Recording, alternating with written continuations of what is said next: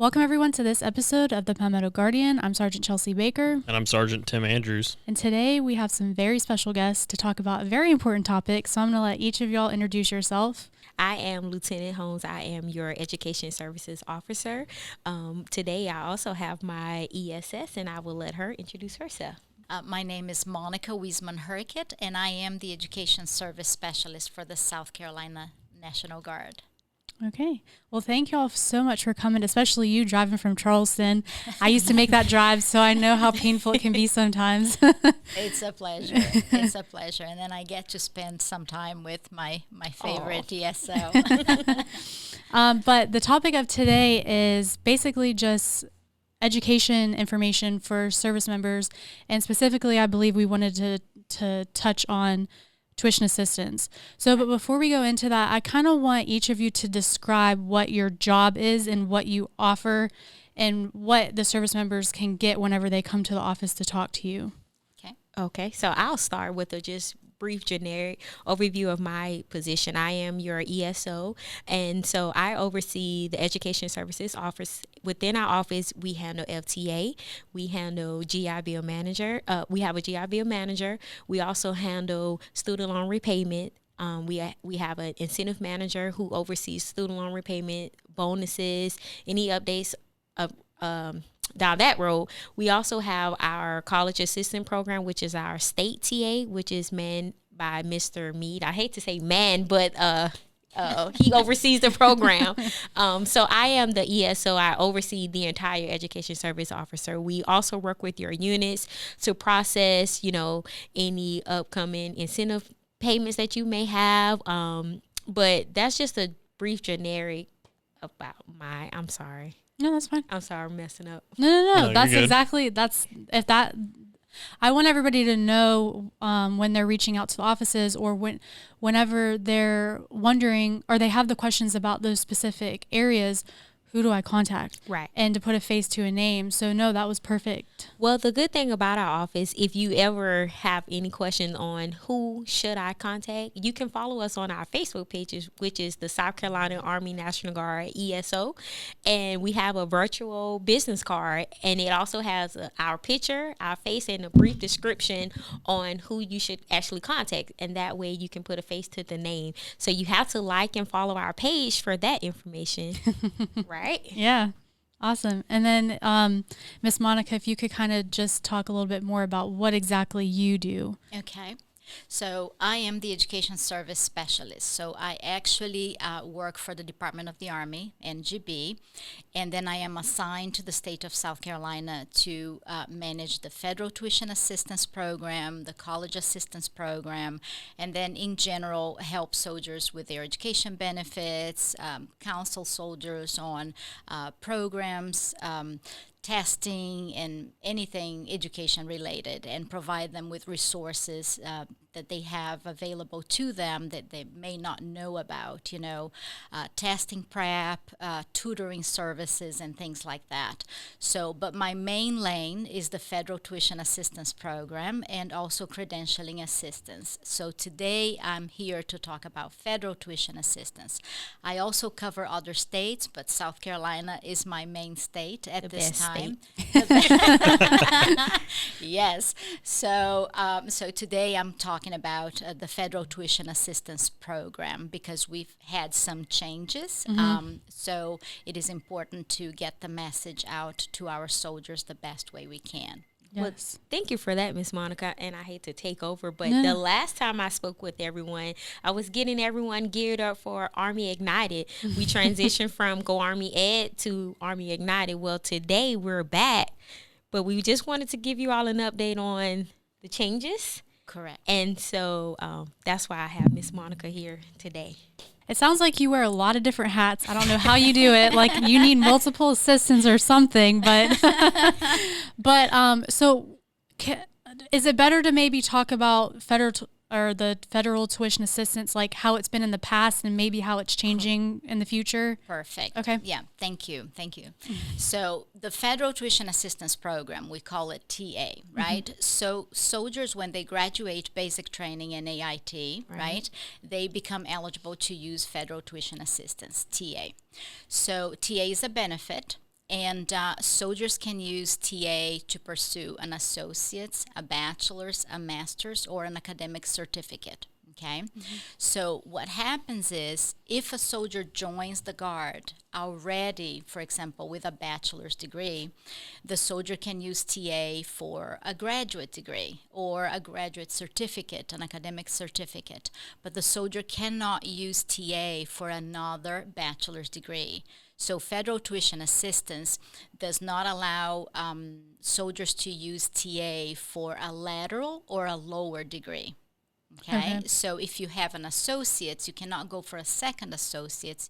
They want you to try to pursue a bachelor's degree. So that's how it works with federal tuition assistance. Okay. And also, let me give you an example. Let's suppose Lieutenant Holmes used tuition assistance for her undergrad, right? So there are certain steps with their military education that they must meet in order to use TA for their graduate degree. So Lieutenant Holmes used TA for her undergrad, for her bachelor's degree.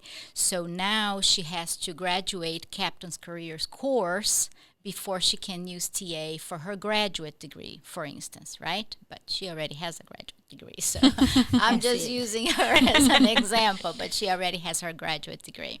So the same thing applies on the enlisted side. So if we have a soldier who used TA for an undergrad degree, they have to have graduated advanced leaders course to be able to use TA for a graduate degree.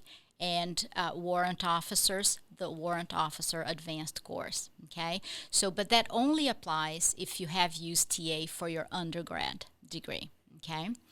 One thing also to keep in mind, tuition assistance does not pay for fees and does not pay for books, right? So it is up to $250 per credit hour, and it's tuition only. So our soldiers who are actually enrolled in school in state, they are eligible for the CAP program, right? The state TA. So that's great because they can use both programs at the same time.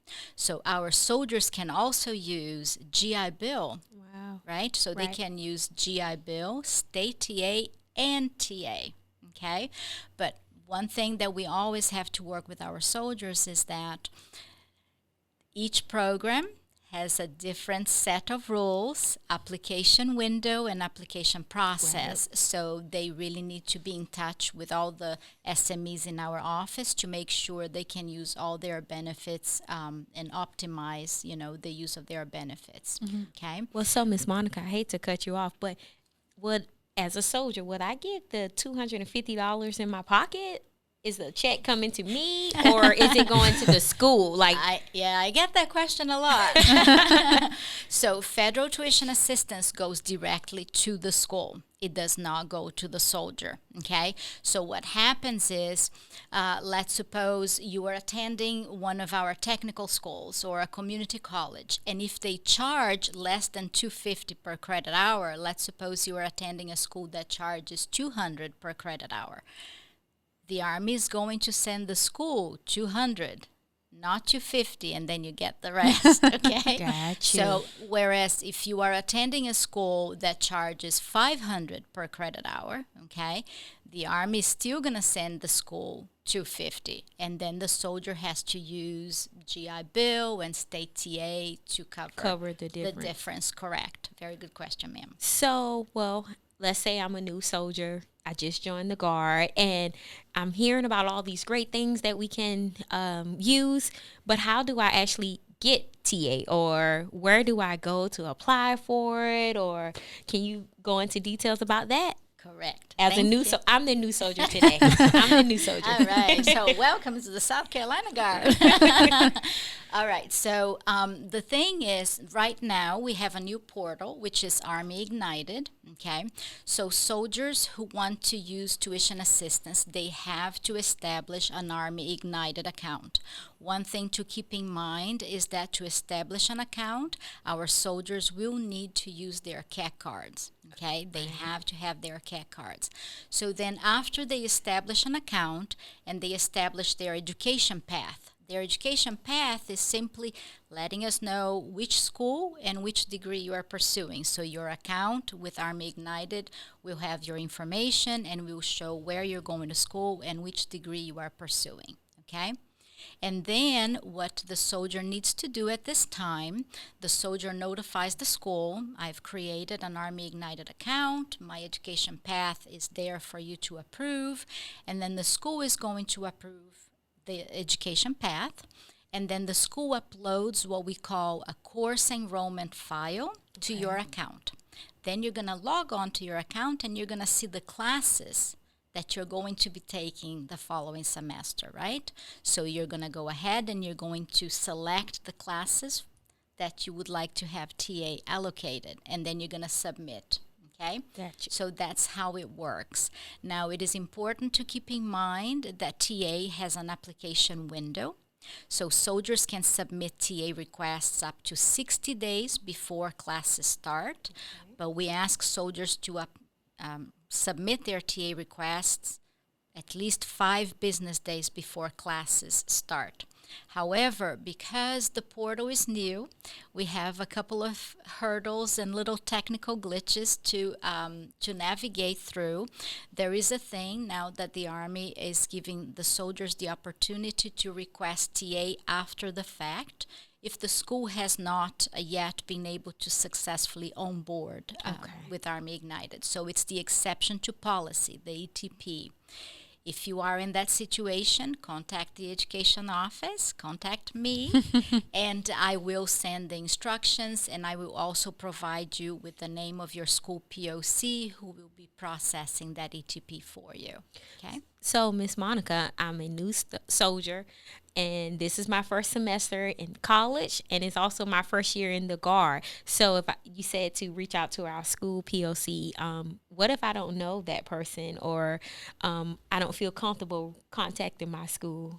Would the education office help me or assist me in that process? Absolutely. So I have a list of all the POCs for the schools in South Carolina, so I can provide you with the most current POC. Now, keep in mind that that person may have moved out of the college and not notified us, but I will do my best to put you in touch with the correct POC at your school. Awesome. One final question that I can think of right now. Does it matter what which program I select? Is it up to me, totally up to me, or does it have to be a degree that is aligned with my MOS? Oh, very good question. No, it does not need to be. This is your civilian education, right? So the Army is, tuition assistance is a benefit to you. So you can pursue a degree for anything that you would like to do once you separate from the Army, or if you have a different career, because for instance some of our M-Day soldiers, they have a full-time civilian job, right? So it could be a degree that is going to be supporting that job that they have. So it does not need to be in line with their MOS at all. I went to college and I applied for the benefits and all that stuff, and I applied for SECAP and federal tuition assistance, and I mean it really helped out, made a huge difference going to college versus other people who are just loading up on debt. Oh, yeah. But I mean, the bittersweet part of the end of the semester is, I've got to take exams, but at the end of the semester, you get that whatever, if you happen to have that leftover money like you were talking about, get a nice little check at the end of it, whatever isn't used. But yeah, it's awesome programs, and so whoever's listening to this, you guys need to start working on that. Yes, and that's a big thing that I want to make aware. It's not something that's just given to you. You have to work for it. You're not in high school anymore. Mom and dad aren't going to hold your hand. You got to step up, and if my goodness, you got Sergeant Baker, yes, yes, please. We want to talk to the soldiers, not the parents. Yes, but you got to hold yourself more accountable and responsible. You're an adult now. You're in the military.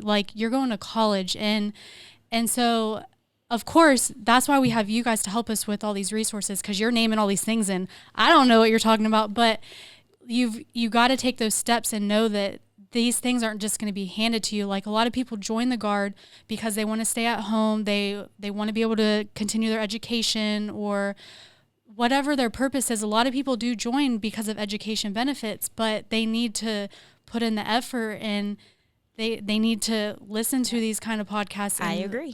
Get the information from you guys, because it's very important, the windows that are open, and the information changes all the time, and they need to know what's most up to date. And Sergeant Baker, I'm so glad you brought this up, because we just received from our branch chief from NGB that today they just released some results from surveys, and education still is the main reason soldiers join the National Guard. Right. So, and this is a very important job, and we take it seriously. We really think it's an honor and to help our soldiers with their education benefits, but it is very important for the soldiers to take that responsibility, take ownership, right? Correct. So we are here to assist them, but I can't request TA for them, right? They have to be able to follow the rules, understand the regulations. We will guide them through the process, but yes, they have to,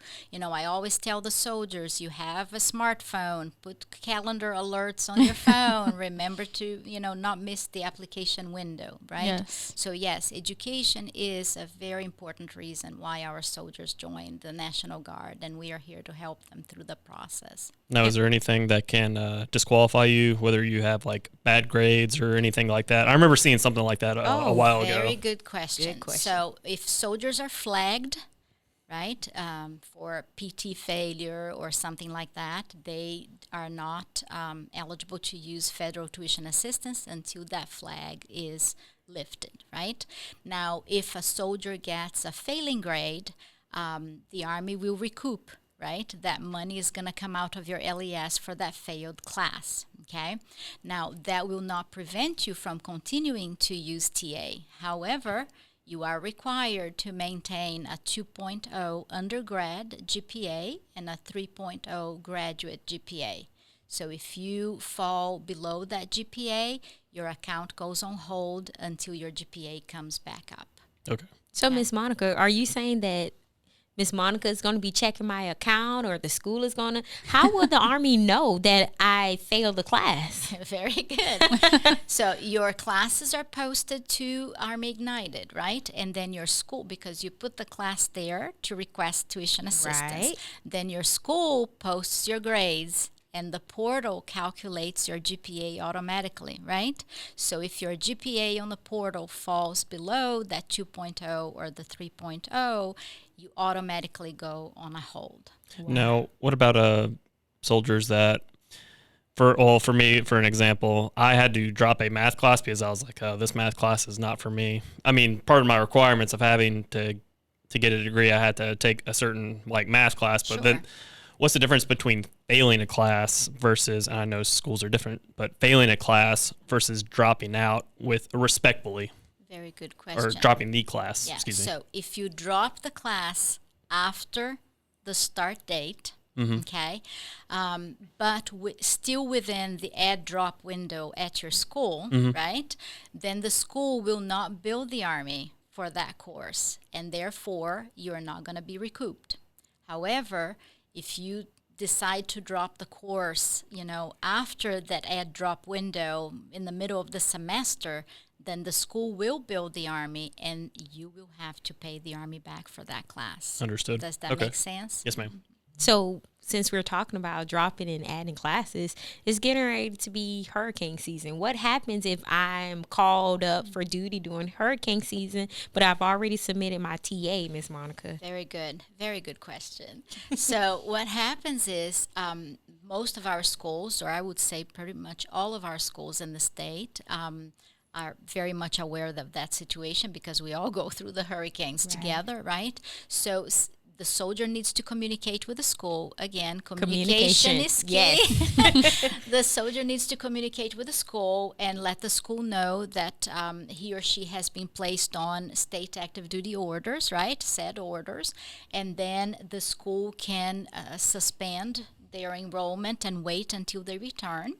The soldiers also, if they are on extended orders and they miss way too many weeks, right? And they can drop, in that case, with their orders, they qualify for a military withdrawal, right? Okay. So then the Army, if the school decides to build the Army regardless, then the Army will pay for that. Right? Gotcha. But most of our schools in the state, in that situation, when the soldier presents the military orders to the school, they just drop the courses and they don't charge our soldiers or the Army. Okay? But again, you have to communicate with the school and you have to communicate with our office. Well, just another thought that just came to my mind, Miss Monica. I'm home this summer, and I originally applied for tuition at my main campus, but this summer I'm going to be home with my mom, and I want to knock out a class. Can I use TA as a transfer student? Yes, you can. You can use TA as a transient student at a different school. So let's suppose you go to the main campus and you go to a 4-year school, but then there are some classes that you want to take at a technical college, right, during the summer. So what you will need to do is make sure you communicate with your main campus, right, and get a transient student form proving that your school is going to accept the credits from your transient school, right? And then you can just request TA. That's not a problem. Still with 16 hours, or will I gain additional hours? No, ma'am. So currently, right, soldiers can use 16 credit hours per fiscal year. Not academic year, soldiers. So fiscal year, 1 October to 30 September, okay? So we always ask you to, when you are applying for TA, to keep, track of how many hours you have used, and keep in mind that tuition assistance has to do with the fiscal year budget. So currently we have 16 credit hours available to soldiers per fiscal year, right? We don't know if that will change in the future depending on fiscal year budget, so always follow up with us, okay? And one thing to keep in mind, those 16 credits, because it's fiscal year, your spring semester that starts in January and your fall semester that starts in August fall under the same fiscal year. So many soldiers use all their 16 credits in the spring, and then come August, but Miss Monica, it's a new year. And I'm like, it's not a new fiscal year. Fiscal year. So that's very important to keep track of, okay? Before we close out, is there anything else maybe that we didn't ask, or the information that y'all would like to put out to the soldiers so that they can be up to date on the most up-to-date information that the education office has for us? Well, I would definitely say to follow us on our social media platform. That way you can receive the most latest and greatest updates. You can also direct messenger us on Facebook. I know a lot of soldiers will feel comfortable with Facebook. So if you contact us, please allow 2 to 3 business days. That way we can keep up with our personal calls, messages, voice messages, and also Facebook direct messenger. But you can always call our office. And my number, I will give you my main number, is 803-299-4253 as the ESO. And if you contact me and you have a specific question, I can either transfer you to our the different managers in our office, and you can also contact Miss Monica via email. Would you like to share that, Miss Monica? Yes. I'm sorry about that. So I that's put you on the spot. So the main thing is the Facebook page, SCARNG Education, right? So as I told you, I cover different states. So I am in the process of transitioning to Florida right now. So I won't have a landline in South Carolina for you to reach me until I get a new number when I get established at the Florida Guard. So for you to be able to get a hold of me, please contact the education office. The main number is 803-299-3372. So then they will be able to forward your calls to me. Okay?